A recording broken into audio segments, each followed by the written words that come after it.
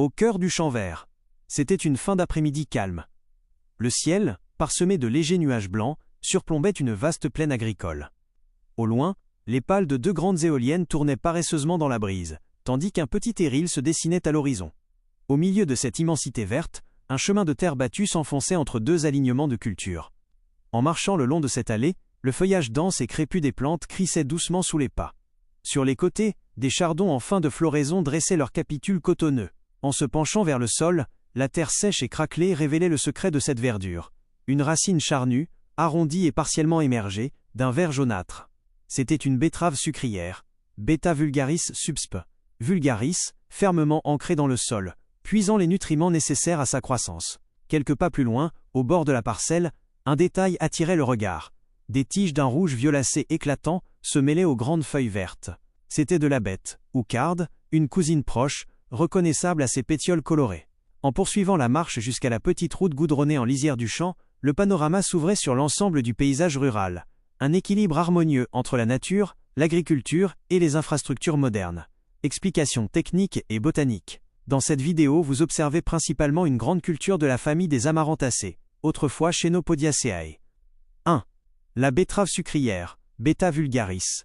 Description. Une plante bisannuelle cultivée comme annuelle pour sa racine tubéreuse riche en sucre, sucrose. On aperçoit la tête du collet de la racine qui dépasse légèrement du sol. Cycle de culture. Sémée au printemps, elle développe ses grandes feuilles pour la photosynthèse durant l'été, accumulant des réserves de sucre dans sa racine volumineuse. Elle est récoltée en automne. 2. La bête blashcard, Beta vulgaris subsp. Il s'agit d'une variété cultivée principalement pour ses feuilles et ses tiges, les cardes ou côtes. Utilisation et débouchés. Les plantations observées dans la vidéo ont des utilisations très variées. 1. Production de sucre. La betterave sucrière est la principale source de sucre en Europe. Après la récolte, les racines sont lavées, coupées en râpures puis diffusées dans de l'eau chaude pour extraire le sucre, sucrose. 2. Bioéthanol et biocarburant. Le jus de betterave peut être fermenté pour produire du bioéthanol, un carburant renouvelable utilisé en mélange dans l'essence. 3. Alimentation animale.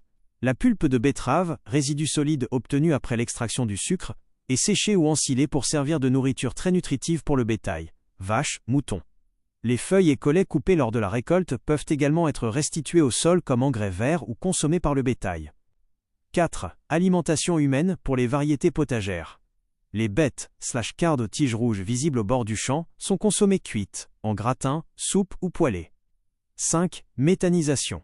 Les coproduits de la betterave sont de plus en plus utilisés dans les unités de méthanisation